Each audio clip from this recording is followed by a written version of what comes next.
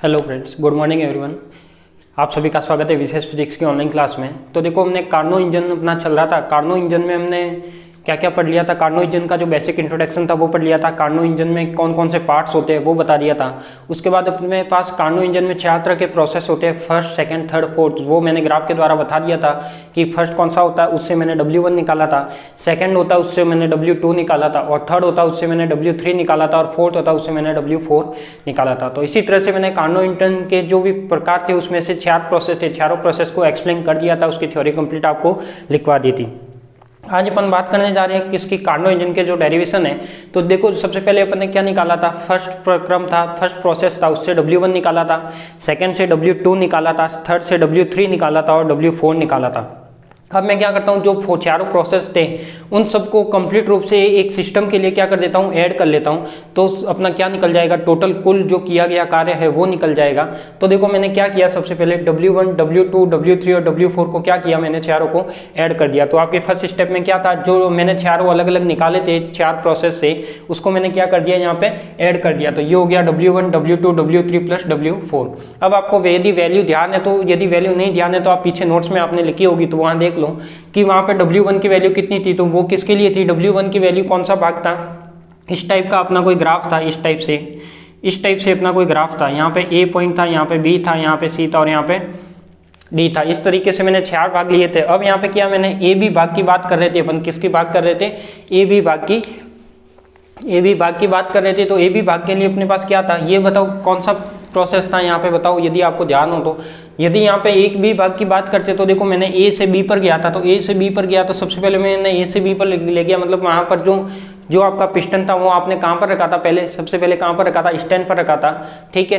तो उसके बाद अपन देखते कि देखो, यहाँ पे जब W1 था तो W पॉइंट ये क्या आया, 2.303 RT1 log VB/VA आया था। ये वाला फर्स्ट अपना WA आया था या W1 आया था।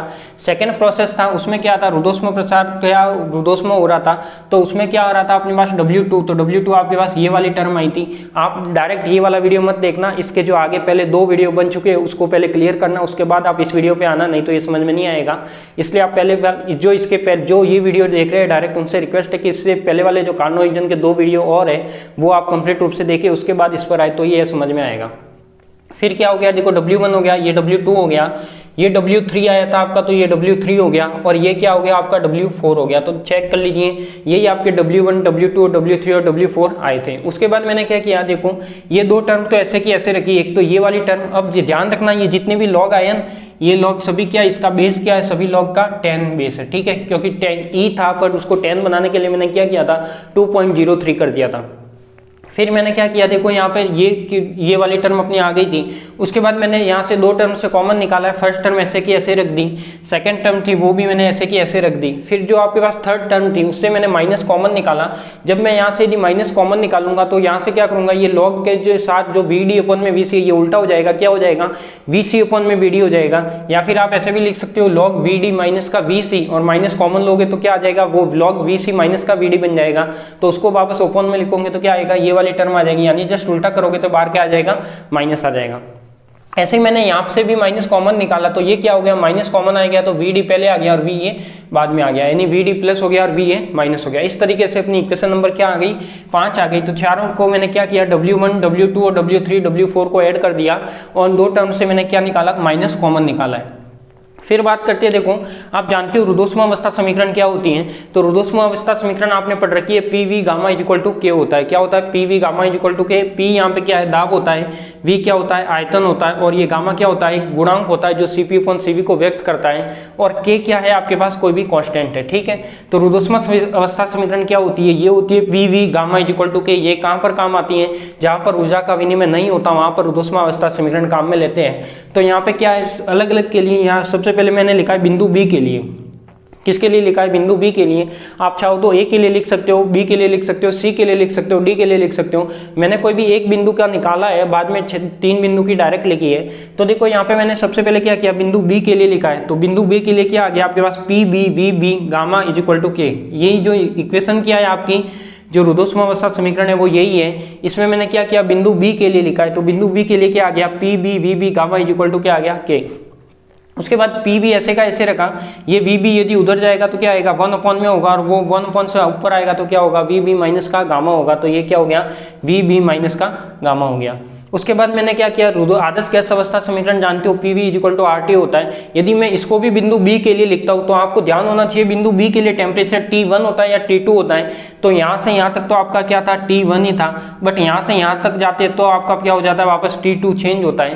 तो यहाँ से यहाँ तक था तो कितना था आपका T1, तो बी बिंदु के लिए कितना था आपका पी वी बी यानी बी बिंदु के लिए P B V B is equal to क्या था R T1। फिर मैंने क्या किया, यहाँ पे देखो पी बी का मान यहाँ से निकाला था रुद्धोष्म अवस्था समीकरण से, इस पी बी का मान मैंने इसमें रख दिया, किसमें, इस पी बी का मान मैंने इस आदर्श गैस अवस्था समीकरण में रख दिया। तो ये क्या हो गया, देखो पी बी की जगह तो ये पी बी था, इसकी जगह क्या आ गया के वी बी माइनस गामा, तो के वी बी माइनस गामा, ये वी बी ऐसे का ऐसे तो ये वी बी ऐसे का ऐसे, फिर क्या हो गया RT1 ऐसे का ऐसे तो RT1 ऐसे का ऐसे, ठीक है। अब ये क्या हो गया, देखो ये वी बी है, ये वी बी है, ये माइनस गामा है तो इसको मैं +1 लिख सकता हूँ। यदि इसको हटाऊँ तो आधार सेम है तो इसको क्या होगा घात ऐड हो जाएगी, तो ये क्या होगा के वी बी माइनस गामा +1, ये टर्म आ गई, तीनों टर्म की 2 टर्म बन गई, यहाँ क्या आ गया माइनस गामा प्लस का 1 आ गया। ये आपका क्या है RT1, क्या है आपका RT1, इसको मैंने नंबर दे दिया समीकरण नंबर A। उसके बाद ये तो आया आपका बिंदु B के लिए, क्या मैं इसी प्रोसेस को इसी स्टेप को चारों बिंदु के लिए लिख सकता हूँ। तो मैंने क्या किया, बिंदु A के लिए लिखा, तो A के लिए क्या आएगा K आ गया, VA1 माइनस गामा आ गया, टेम्परेचर कौन सा आएगा A के लिए T1 आएगा तो T1 लिख दिया। इसी प्रकार बिंदु C के लिए, तो C आपको पता है कि C के लिए क्या आएगा T2 आएगा, क्योंकि इस पॉइंट की बात कर रहा हूँ, यहाँ पर टेम्परेचर क्या हो रहा था चेंज हो रहा था। तो यहाँ पे क्या आएगा बिंदु BC के लिए KVC1 minus gamma is equal to RT2 आ जाएगा। D के लिए क्या आ जाएगा KVD1 minus gamma is equal to RT2 आ जाएगा। उसके बाद मैंने क्या किया, देखो यहाँ पे मैंने चारों नंबर दे दिए A B C और D, चारों क्या दे दिए नाम दे दिए। उसके बाद मुझे क्या करना है, यहाँ पे यदि मैं B/C करता हूँ, क्या करता हूँ B/C करता हूँ, इन दोनों में रिलेशन निकालता हूँ B और C का, तो ये क्या आ जाएगा KVB1 माइनस गामा, तो ये B/C किया। देखो क्या किया मैंने, कुछ मिस्टेक किए क्या, मिस्टेक ये कि ये B/C नहीं करना था, यहाँ पे कौन सा करना था आपको A/C करना था। क्या करना था A/C, क्या किया मैंने A/C किया, तो A/C किया तो देखो एक वाली कौन सी समीकरण है, ये वाली है KVB माइनस गामा, तो KVB माइनस गामा अपॉन में KVC1 माइनस गामा, ठीक है। ये क्या है आपकी RT1 RT2 हो गया। तो देखो C में क्या था RT2 था, C में क्या था आपका A में क्या था आपका RT1 था, तो RT1 ऊपर आ गया, और C में क्या था RT2 था, और KVC था तो KVC नीचे आ गया। ध्यान देना कंफ्यूज मत होना, क्योंकि मैं भी कंफ्यूज यहाँ हो रहा था, क्योंकि मैंने ये बिंदु B के लिए निकाला, इसको नंबर A दिया है, बाकी ऐसा नहीं होता, उल्टा दे देता तो भी चलता, पर कोई बात नहीं, अपन ने कर लिया तो सेम ही है। वे क्या निकाला मैंने, किसका रिलेशन निकाला, VB और VC में रिलेशन निकाला है, तो ये आ जाएगा। तो ये क्या आ जाएगा, K से K कट जाएगा, R से R कट जाएगा, K से K कैंसिल आउट हो जाएगा, क्या बचेगा VB अपॉन में VC, पावर कितनी आ जाएगी पूरी 1 माइनस गामा बाहर आ जाएगा, इज इक्वल टू क्या आ जाएगा आपके पास T1 और T2। इसी प्रकार मैंने क्या किया, सेम B/D किया है, क्या किया है B/D, तो B कौन सा है आपका ये वाला, D है ये वाला, यानी VA और VD में रिलेशन निकाला है, तो आपका क्या आ जाएगा ये आ जाएगा, यहाँ से K कैंसिल आउट होगा और R से R कैंसिल आउट होगा, तो ये क्या आ जाएगा VA अपॉन में VD 1 minus gamma T1 upon में T2। अब देखो यहाँ पे ये जो समीकरण नंबर E और F दिया है मैंने, ये भी T1/T2 के इक्वल है, ये भी T1/T2 के इक्वल है, क्या ये दोनों टर्म इक्वल होगी। तो समीकरण E व F से क्या किया मैंने, ये वाली टर्म और ये वाली टर्म दोनों को इक्वल कर दिया, तो ये आपका ये आ जाएगा। यहाँ पे क्या है, दोनों देखो चारों वॉल्यूम की टर्म है, चारों वॉल्यूम की टर्म है, पावर कितनी है 1 माइनस गामा हटा सकता हूँ, तो क्या बचेगा VB अपॉन में VC और VA अपॉन में VD। VA को यदि मैं इधर लाता हूँ तो ये क्या हो जाएगा VB अपॉन में VA और VC अपॉन में VD हो जाएगा। फिर नेक्स्ट देखो, नेक्स्ट क्या किया मैंने, अब मैंने ये जो समीकरण आई थी अपने पास A B C D E F ऐसे 5-6 समीकरण आई है, अब मैंने क्या किया, इन सब का उपयोग किया है। समीकरण A B C D ये जो चारों वैल्यू थी, इनका उपयोग मैंने कहाँ किया, समीकरण नंबर 5 में। कहाँ किया, समीकरण नंबर 5 में। तो यहाँ पे मैंने लिखा है WABCD का उपयोग समीकरण 5 में करने पर, ठीक है। देखो जो फर्स्ट टर्म थी, तो ये फर्स्ट टर्म तो मैंने ऐसे की ऐसे लिख दी, तो 2.3 RT1 log 10 VB/VA। जो सेकेंड टर्म थी, सेकेंड में क्या था आपका KVC, तो KVC की देखो वैल्यू क्या आ रही थी KVC1 माइनस गामा, ये देखिए अंदर आता तो KVC1 माइनस गामा की वैल्यू किसके इक्वल आ रही थी RT2 के इक्वल, तो इसकी जगह मैंने क्या रख दिया, ये RT2 रख दिया। क्या रख दिया RT2। ऐसे यहाँ पे ये KVB था, तो KVB का मल्टीप्लाई हो रहा था, तो देखो KVB की वैल्यू क्या थी 1 माइनस गामा की वैल्यू RT1 थी, तो ये मैंने क्या कर दिया यहाँ पे RT1 कर दिया, और अपॉन में जो 1 माइनस गामा था वो 1 माइनस गामा K इन दोनों से मल्टीप्लाई हो गया था। फिर ये वाली जो इक्वेशन थी 2.303 RT log VC by VD, ये मैंने क्या कर दिया, ऐसे का ऐसे रख दिया। इसमें भी सेम वही टर्म KVD का मान, तो KVD का मान देखो KVD यहाँ है RT2 के इक्वल था, तो यहाँ मैंने क्या कर दिया RT2 कर दिया। ये KVA, तो KVA क्या होता है RT1 के इक्वल होता है, तो ये मैंने क्या कर दिया RT1 के इक्वल कर दिया। अपॉन में क्या है 1 माइनस का गामा है। अब मैंने क्या किया 2.303 RT1 log 10 VB by VA हो गया। फिर ये क्या हो गया माइनस का, तो ये माइनस का देखो ये वाली टर्म प्लस में है, पूरी सेम टर्म है, ये वाली टर्म माइनस में है, तो क्या हो जाएगी एक दूसरे से कैंसिल आउट हो जाएगी। तो आपके पास क्या बचेगी, ये दो टर्म बचेगी।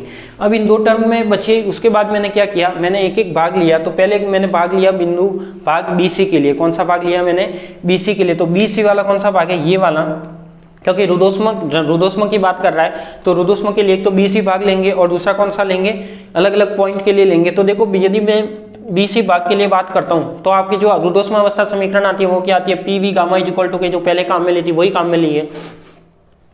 उसके बाद मैंने क्या किया, यदि मैं बिंदु B के लिए बात करता हूं, तो B के लिए क्या आ जाएगा PVB गामा इक्वल टू के, ये भी क्या आपका रुदोष्म अवस्था समीकरण है, किसके लिए, पॉइंट B के लिए। तो यहाँ भी मैंने यही काम में लिया था, तो सेम यही काम में लिया है, ठीक है, इसको बिंदु B के लिए लिखा है।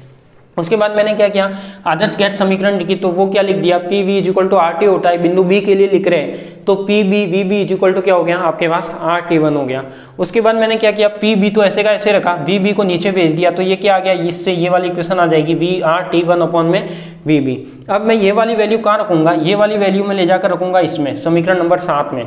तो देखो आपके पास ये जो ये PB था, ये PB था, PB की वैल्यू मैंने क्या निकाली RT1 बाई VB, तो ये PB की वैल्यू रख दी समीकरण 7 में, PB का मान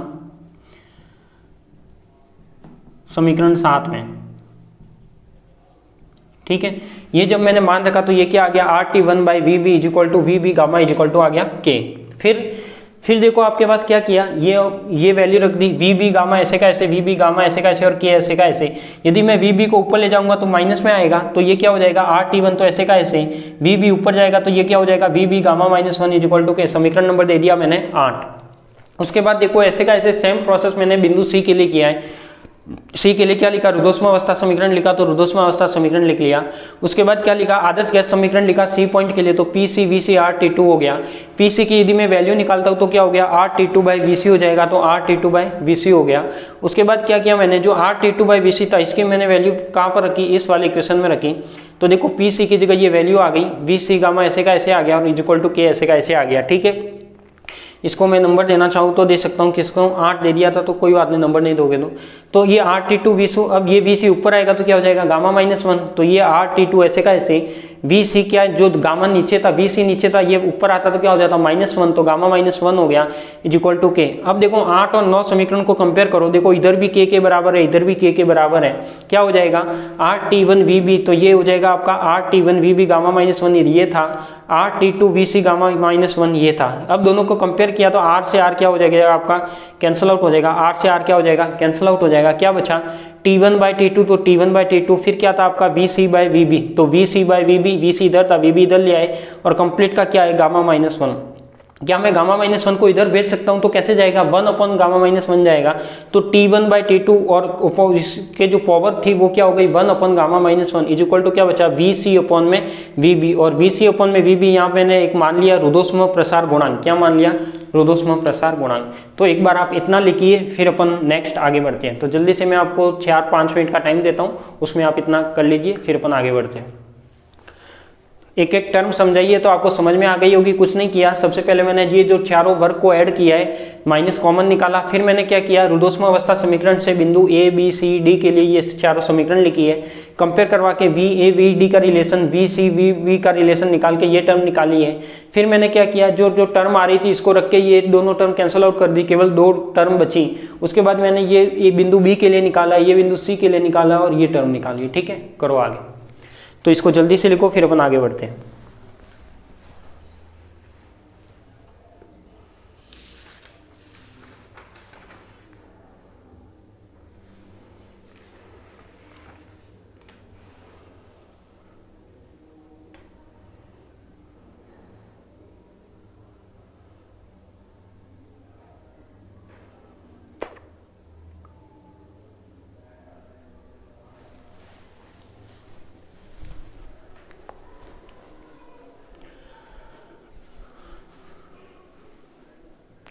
ऊपर जो आपको नई एक टर्म नहीं दिख रही वो W1, W2, W3 और W4 का ऐड है, देख लो ऊपर जो W1, W2, W3, W4 है उन सबका ऐड है, ठीक है।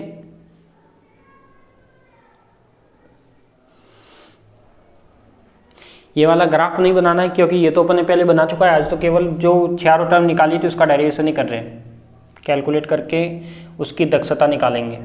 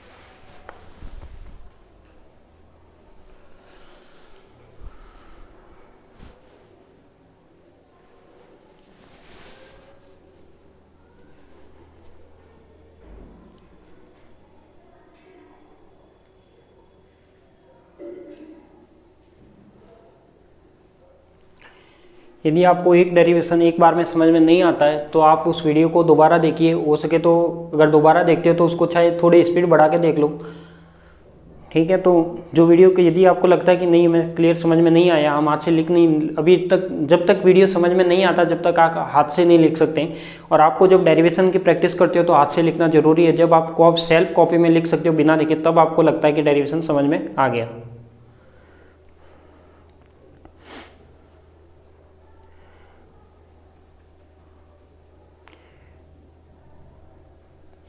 देखो ये वाला जो मैंने भाग कराया है, ये जो रिलेशन निकालने वाला ये मैंने एक एक्स्ट्रा ही कराया है क्योंकि कई बुक में आपको ये मिलेगा ना भी मिले, तो ये मैंने आपको करवाया ताकि ये रिलेशन अपन यहाँ से भी निकालेंगे। जो अपन ने ये रिलेशन निकाला है सब कुछ इसी से अपना जो रिलेशन निकलेगा वो लास्ट में जाके यही आएगा, ठीक है।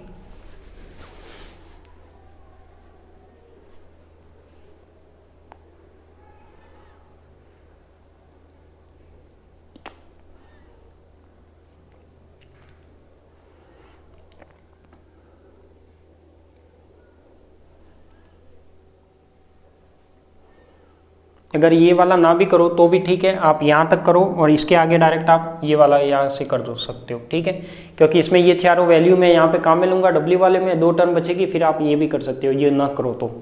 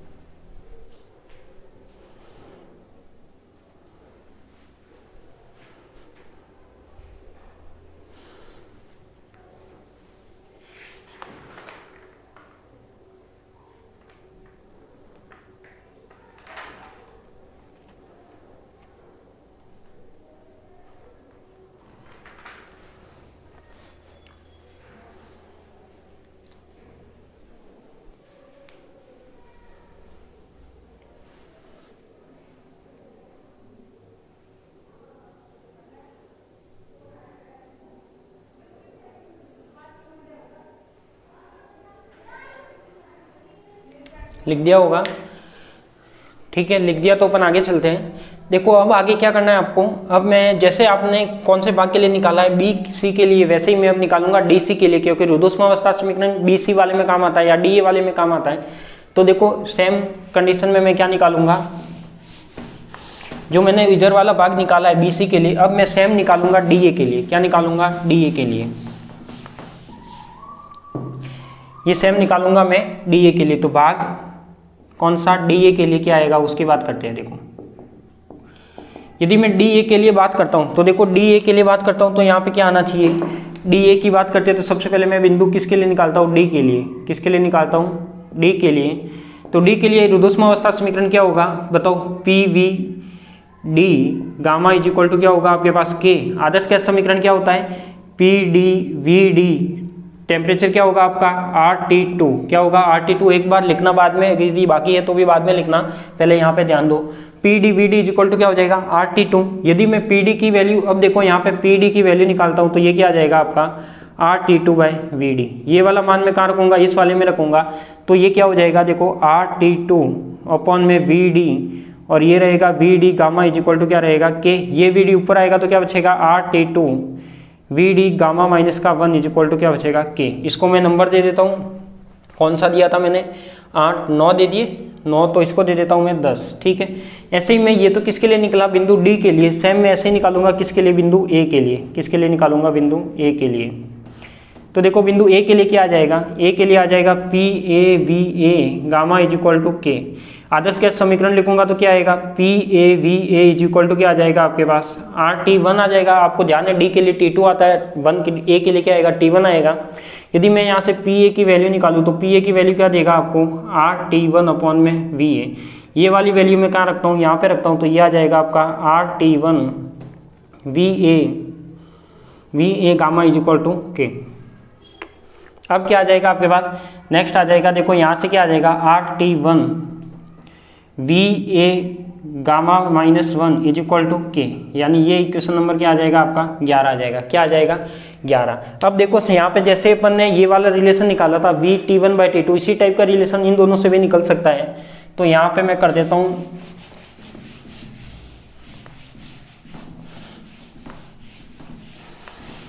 देखो ये वाला रिलेशन निकालूंगा समीकरण 10 और 11 से।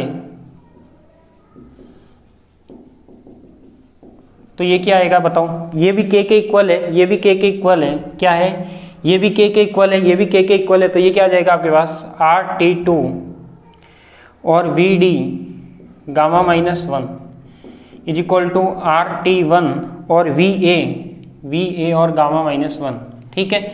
R से R कैंसिल आउट हो जाएगा, क्या बचेगा आपके पास T1/T2, यानी T2 उधर भेज दो तो ये क्या बचा VD/VA और गामा माइनस 1, ये बचेगा आपके पास।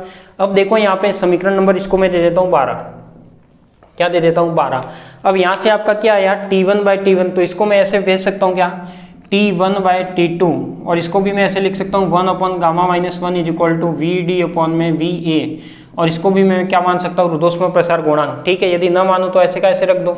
अब देखो यहाँ पे ये इसको कंपेयर करो, इसको मैंने क्या दिया था, समीकरण नंबर कुछ नहीं दिया था, तो इसको कैपिटल A दे दो, या फिर क्या दे दो, यहाँ पे नंबर नहीं दिया तो मैंने, या फिर उसको 9 दिया है तो इसको 10 दे दो आप, इसको तो क्या दे दो 10, और इसको दे दो 11, इसको दे दो 11, इसको दे दो 12, और इसको दे दो आप 13, ठीक है। अब देखो यहाँ पे जो समीकरण 13 है और समीकरण क्या है 10 है, वो दोनों एक जैसे है। कैसे, समीकरण 13 इसको ना देकर इसको देना। क्या करता हूँ मैं, समीकरण 10 व 13 से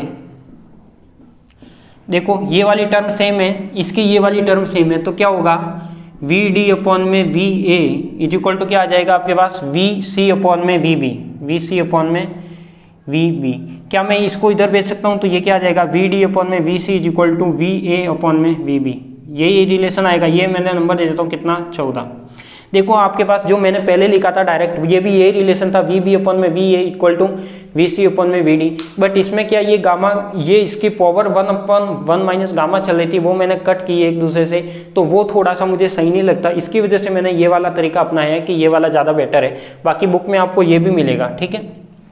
तो ये वाला हटा के मैंने क्या कर दिया, ये वाला कर दिया। तो ये आपका क्या आया, वी डी अपन में V C equal to V upon में वी बी, कोई सा भी तरीका काम में लो दोनों सही है।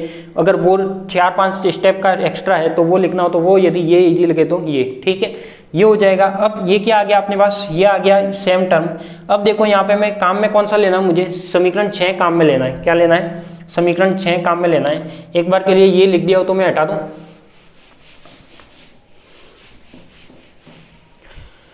ये तो आपने लिख ही दिया होगा।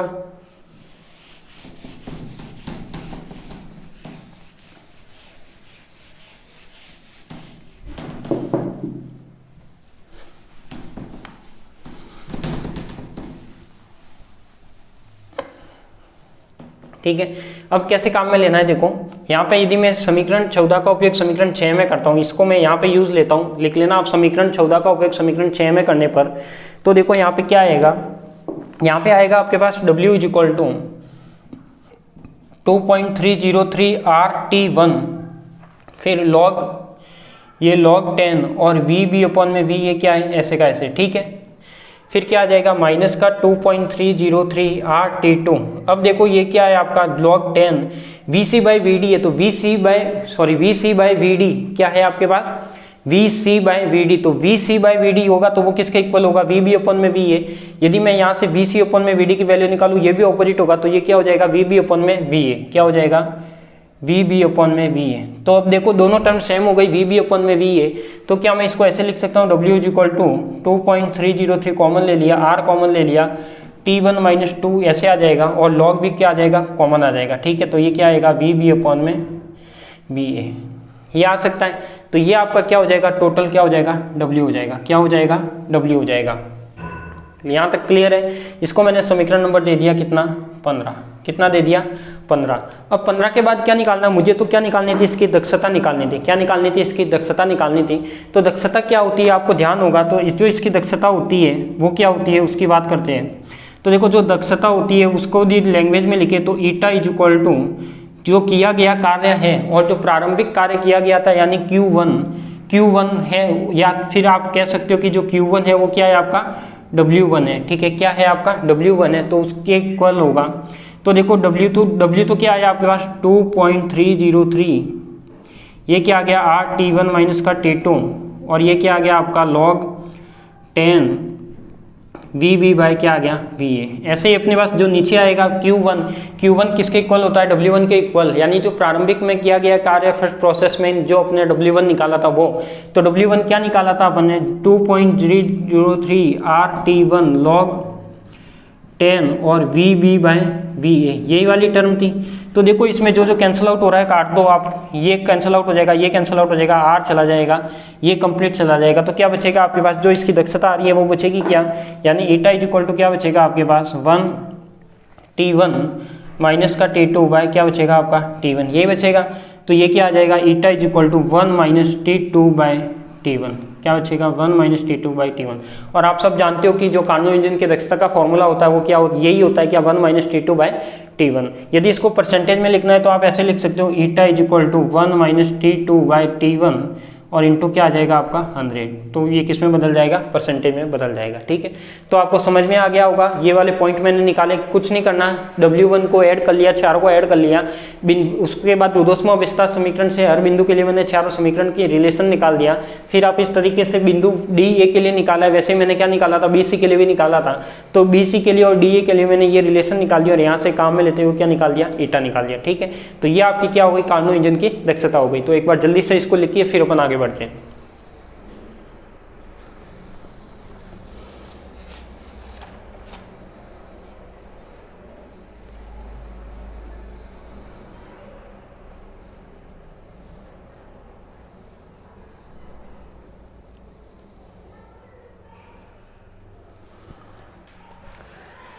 समीकरण नंबर दे देना, इसको कितना दोगे 16।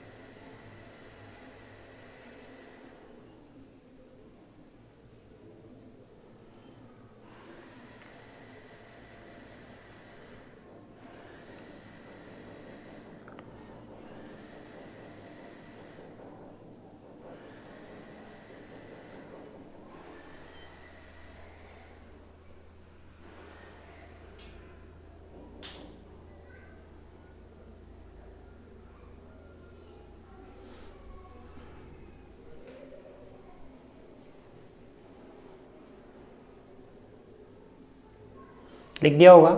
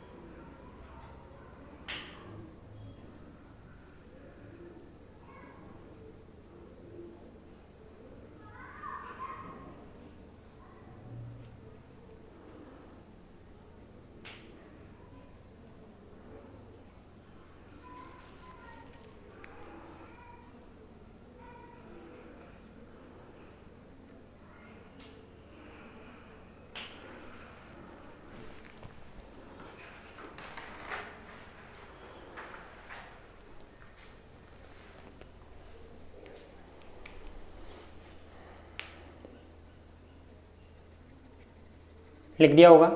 चलते आगे, तो ये इसके आगे लिख लेना कि समीकरण 16 कार्नो इंजन की दक्षता को बीजीय व्यंजक को व्यक्त करता है। समीकरण 16 कार्नो इंजन की दक्षता को बीजीय व्यंजक को व्यक्त करता है। इसको यदि मैं क्या करूं, रुद्धोष्म प्रसार गुणांक के रूप में लिखना हो तो लिख सकते हो क्या? बिल्कुल लिख सकते हो। देखो कैसे लिखते हैं।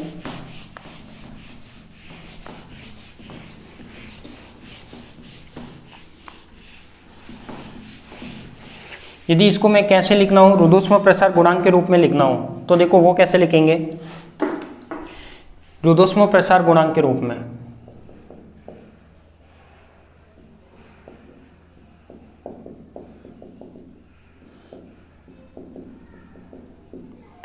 रुद्धोष्म प्रसार गुणांक के रूप में यदि लिखना हो तो कैसे लिखेंगे, देखो ये क्या हो जाएगा आपका, ईटा क्या है, ये क्या है आपका, eta is equal to 1 minus T2/T1। ठीक है, बट आप जानते हो आपने अभी निकाला था, यहाँ से मैंने हटा दिया, अभी आपने एक रिलेशन निकाला था क्या, कि जब कोई T1/T2 होता है वो 1 अपॉन में गामा माइनस 1, ऐसा ही कुछ रिलेशन था शायद, यदि आपने ध्यान दिया हो तो ये किसके इक्वल होता था आपके पास, रो के इक्वल होता था। किसके इक्वल होता था, रो के इक्वल होता था। देख लो एक बार, ये रिलेशन निकाला था ना मैंने कि T1/T2 गामा माइनस 1 होता है, वो किसके इक्वल होता है, रो के इक्वल।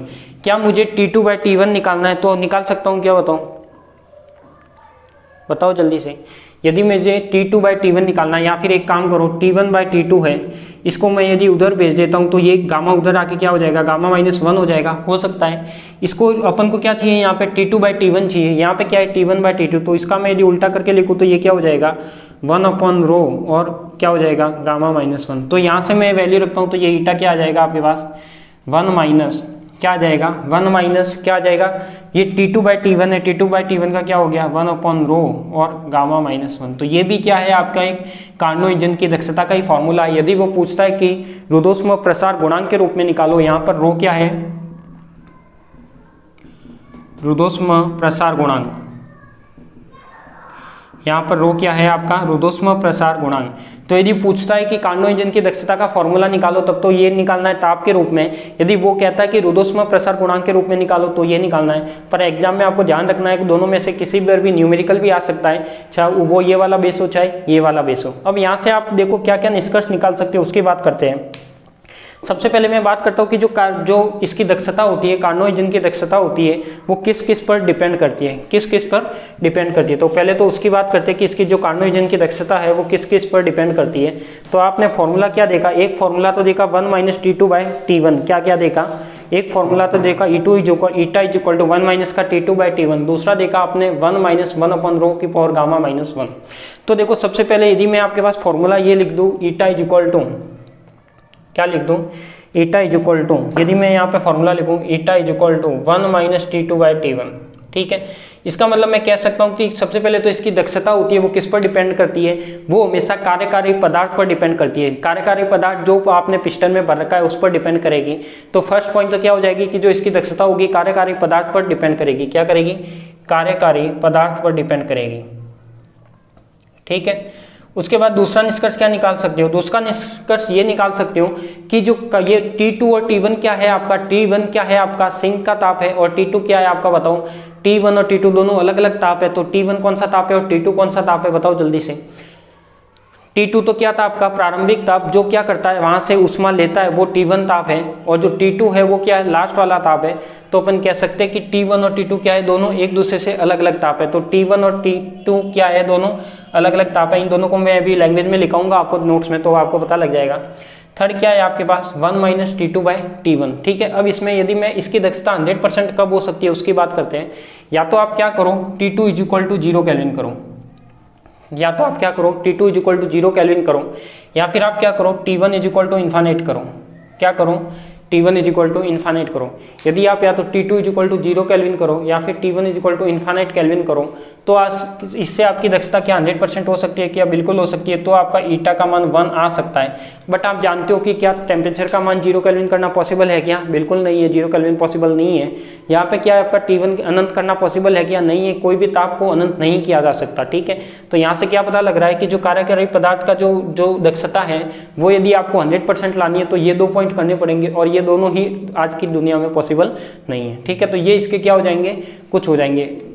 फोर्थ पॉइंट आप इसमें लिख सकते हो कि जो कार्नो इंजन की दक्षता है वो किस पर डिपेंडेंट रहती है, रुद्धोष्म प्रसार गुणांक पर डिपेंड करती है। किस पर डिपेंड करती है, रुद्धोष्म प्रसार गुणांक, ठीक है। और रुद्धोष्म प्रसार गुणांक क्या माना है, ये 2 पॉइंट का आयतन का अनुपात है। रुद्धोष्म प्रसार गुणांक क्या कहलाता है, 2 बिंदु के बीच के आयतन का अनुपात है, जो अपन ने रो माना था वो ही है, ठीक है। तो इस तरीके से लिख सकते हो। तो आप पहले तो ये लिख लो, समीकरण 17 लिखो, समीकरण 17 कार्नो इंजन की दक्षता को, समीकरण 17 कार्नो इंजन की दक्षता को, समीकरण 17 कार्नो इंजन की दक्षता को रुद्धोष्म प्रसार गुणांक के रूप में, रुद्धोष्म प्रसार गुणांक के रूप में बीजीय व्यंजक को व्यक्त करता है। रुद्धोष्म प्रसार गुणांक के रूप में बीजीय व्यंजक को व्यक्त करता है, ठीक है, लिख दिया। इसके बाद लिखो, मैं इसकी डिपेंडेंसी जो 4 निष्कर्ष है वो लिखवा देता हूँ आपको नोट्स में, लिखिए उसमें निष्कर्ष करके लिख लो, लगा लो निष्कर्ष, पॉइंट लगा लो एक निष्कर्ष, और उसमें लिखो फर्स्ट पॉइंट कि कार्नो इंजन की दक्षता, कार्नो इंजन की दक्षता कार्यकारी पदार्थ की प्रकृति पर निर्भर करती है। फर्स्ट पॉइंट लिखो, कार्नो इंजन की दक्षता, कार्नो इंजन की दक्षता कार्यकारी पदार्थ की प्रकृति पर निर्भर करती है। कार्यकारी पदार्थ की प्रकृति पर निर्भर करती है। सेकेंड पॉइंट लिखो, कार्नो इंजन की दक्षता, कार्नो इंजन की दक्षता कार्यकारी पदार्थ के प्रारंभिक ताप, कार्नो इंजन की दक्षता कार्यकारी पदार्थ के प्रारंभिक ताप T1 केल्विन, कार्नो इंजन की दक्षता कार्यकारी पदार्थ के प्रारंभिक ताप T1 केल्विन तथा अंतिम ताप T2 केल्विन पर निर्भर करती है, तथा अंतिम ताप T2 केल्विन पर निर्भर करती है।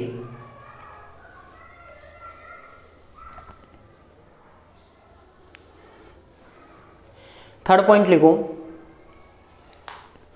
यदि ऊष्मा सिंक का ताप T2 = 0 केल्विन हो, यदि ऊष्मा सिंक का ताप T2 क्या है, सिंक का ताप है, T1 क्या है, स्रोत का ताप है या सोर्स का ताप है।